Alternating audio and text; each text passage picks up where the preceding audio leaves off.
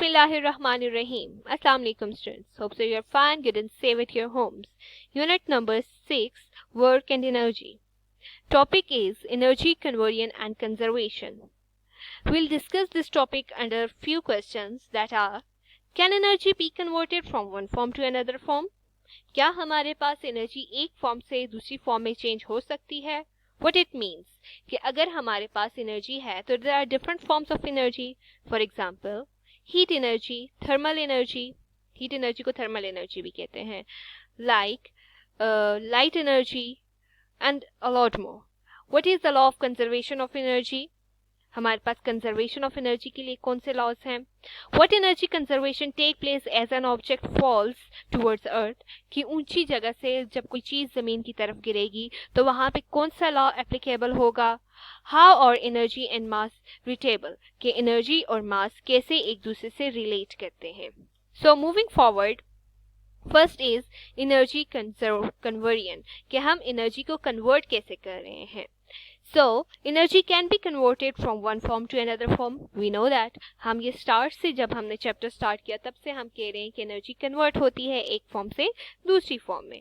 अब कहता है energy conversion is a change from one energy to the another, कि हमारे पास एनर्जी कन्वर्जन क्या है कि एनर्जी का एक फॉर्म से दूसरी फॉर्म में कन्वर्ट होना. फॉर एग्जांपल देखिए बच्चों, यहाँ पे है light bulb electrical energy into the thermal energy and electromagnetic energy, कि जब हमारे पास एक बल्ब ऑन होता है तो क्या होती है? इलेक्ट्रिकल एनर्जी कन्वर्ट होती है लाइट एनर्जी में और थर्मल एनर्जी में. लाइट एनर्जी, हमें लाइट मिल रही है, और कभी आपने हाथ लगा के ऑब्जर्व किया हो कि जब आपके पास बल्ब ऑन होता है तो वो गर्म भी होता है, तो वहां पे आ गई जी thermal energy. In a second picture which I pasted, यहाँ पे है हीट, कि हमारे पास हम गैस वगैरह जो होती है या फिर हम इलेक्ट्रिकल एनर्जी के भी हमारे पास हीटर्स वगैरह होते हैं, तो उसमें क्या होता है कि इलेक्ट्रिकल एनर्जी कन्वर्ट होती है हीट एनर्जी में. अब हम आगे जाते हैं, moving forward, conservation of energy, कि हमारे पास एनर्जी कंजर्व कैसे रहती है. हम बात कर रहे हैं कन्वर्जन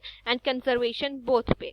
तो हमने स्टार्ट में कहा था कि हमारे पास energy can not be created not destroy, कि हमारे पास एनर्जी ना तो क्रिएट कर सकते हैं हम और ना ही डिस्ट्रॉय कर सकते हैं, but we can change it from one form to another form. जो सेकेंड वाला पार्ट है वो तो हमने लास्ट स्लाइड में डिस्कस कर लिया, how we can change it from one form to another form, but how it is conserved ये हमने चेक करना है. तो कहते हैं law of conservation of energy क्या कहता है? Energy can not be created not destroy, energy is converted from one form to another form. The force of friction causes energy to be converted to the thermal energy, कि हमारे पास for example हम चल रहे हैं, ठीक, तो हमारे चलते हुए क्या है कि हमारी जो एनर्जी होती है वो किस में चेंज हो रही होती है? हमें पसीना आ रहा होता है, हमारा जिस्म गर्म हो रहा होता है, तो वहां पे क्या होता है? हमारी एनर्जी चेंज होती है जी थर्मल एनर्जी में. क्लियर?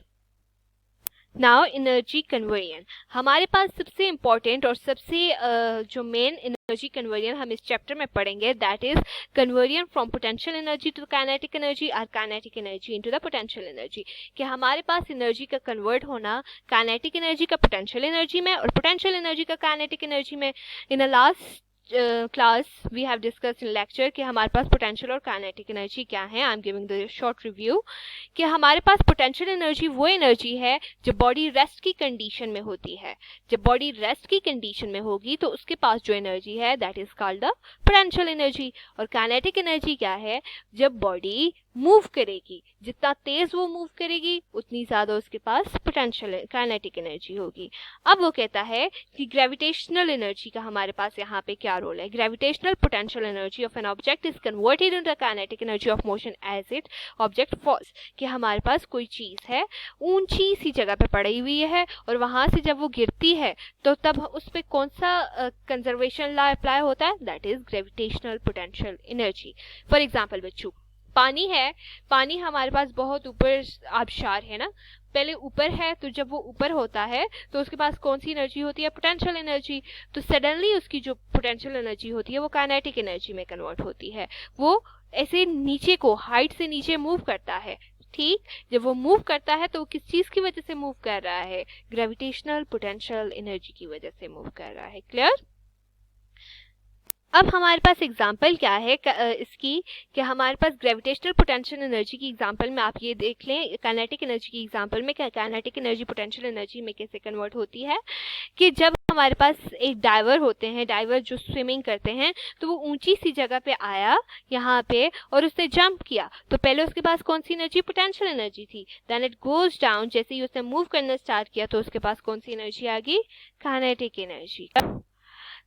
एनर्जी कन्वर्जन हमने सिंपल पेंडुलम स्टार्ट में पढ़ा था और वहाँ भी हमने एनर्जीज को डिस्कस किया था और हमने कहा था कि हमारे पास एनर्जी कंजर्व रहती है।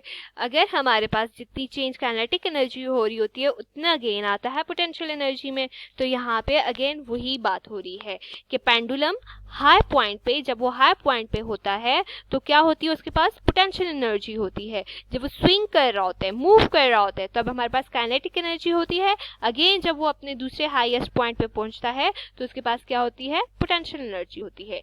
पोल वॉल्ट, पोल वॉल्ट क्या है बच्चों, ये हमारे पास एक गेम है जो ओलंपिक्स में भी खेली जाती है। ये यूज होती है फॉर द लॉन्ग जंप्स। जब हमें लॉन्ग जंप लेना होता है तो दूर से बंदा भागता हुआ आता है, फिर जंप करता है और यह लंबा से एक डंडा सा लगा होता है, वो बेंड होता है, ऐसा होता है कि वो बेंड हो सके, उसको पकड़ के और खुद को बेंड करते हैं and they do a long jump. ठीक है, तो क्या कहता है कि रन करता है जब बंदा, तो उसके पास क्या है, काइनेटिक एनर्जी है, पोल बेंड हो रहा है, तो वहां पे पोटेंशियल एनर्जी आ गई उसके पास। टॉप ऑफ अ बार, जब हमारे पास वो ऊंची जगह पे होता है तो हमारी ग्रेविटेशनल पोटेंशियल की अर्थ भी उसे खींच रही है and then fall downward, that is the kinetic energy. ठीक बच्चों, ना ब्रीफली डिस्कस करते हैं सिंपल पेंडुलम के पॉइंट को, क्योंकि ये हमारे पास बहुत इंपॉर्टेंट है, स्टार्ट में भी था, अब भी हम इसे डिस्कस कर रहे हैं। तो कहता है between two points B and D with kinetic energy, B and D, यहाँ पे काइनेटिक एनर्जी कहाँ है,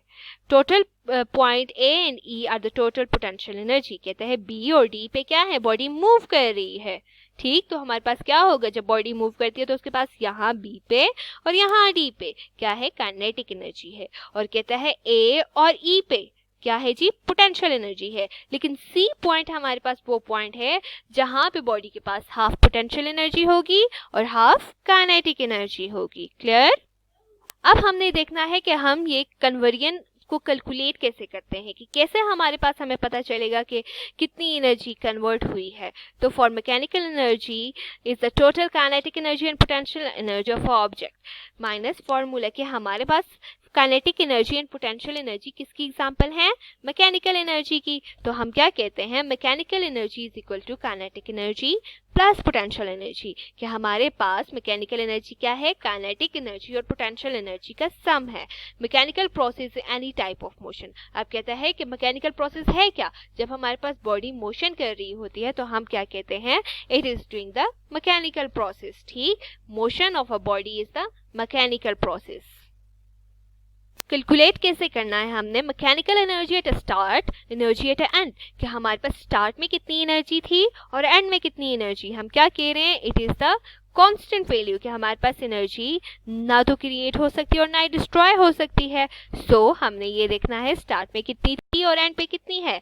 conversion of mechanical energy is equals to kinetic and potential energy at a beginning is equals to kinetic and potential energy at and.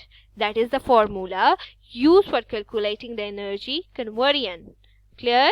Now the next is energy and mass equivalence, कि हमारे पास energy और मास कैसे एक दूसरे के equivalent आते हैं। तो आइंस्टाइन की equation, the famous Einstein equation, जो हमने start of the first chapter के स्टार्ट में, मतलब जब हमने फर्स्ट चैप्टर पढ़ा था तब मैंने क्लास में भी आपको डिस्क्राइब किया था, that is E is equals to mc square. What is E? Is the energy, m is for the mass and c is the speed of light. Speed of light का हम यहाँ पे ले रहे हैं जी square. The value of speed of light क्या होती है, 3 multiplied by 10⁸ मीटर पर सेकेंड।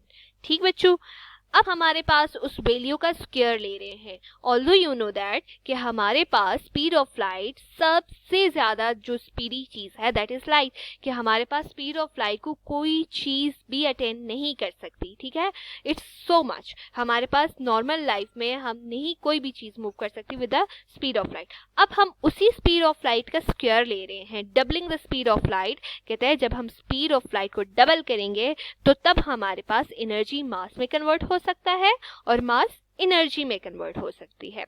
ठीक, अब हमारे पास इसकी एग्जांपल क्या है, फिशन एंड फ्यूजन। ये आप क्लास 10th में इंशाल्लाह पढ़ेंगे। ये हमारे पास जैसे न्यूक्लियर फिशन होता है, मीन्स के ये बम धमाकों का जो फटना होता है ना, that is fission and fusion process. ठीक, तो ये हम आगे पढ़ेंगे। Here important for you is कि हमारे पास एनर्जी मास में कन्वर्टेबल है, मास एनर्जी में कन्वर्टेबल है जब हम क्या करते हैं, स्पीड ऑफ लाइट का स्क्वायर ले लेते हैं। क्लियर?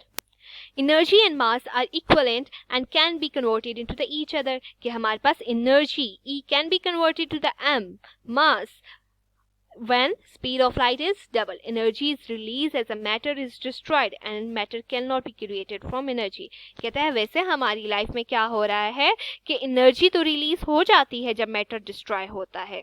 ठीक, जब मैटर डिस्ट्रॉय हो जाएगा तो एनर्जी रिलीज होती है। फॉर एग्जाम्पल, हम लकड़ियाँ जलाते हैं तो लकड़ियाँ हमारे पास मैटर हैं, तो जब वो जलती है तो हमारे पास हमें एनर्जी मिलती है। लेकिन हमारे पास वही जो हम एश आती है, हीट एनर्जी आती है और ये सब कुछ आता है, हम इसे रिकन्वर्टेबल नहीं कर सकते, इसे मैटर में कन्वर्ट नहीं कर सकते। लेकिन वो कहता है it is possible under certain circumstances. ठीक, वो मैंने आपको बताए भी थे, अभी फिर बता देती हूँ कि जब हम क्या करते हैं कि हम ऐश, हीट और वो सारी चीज़ें दोबारा से ले आते हैं, speed of light which is quite impossible. एक आइडियल सिचुएशन हमें देनी पड़ती है, and ideal situation is that situation which can not be attain.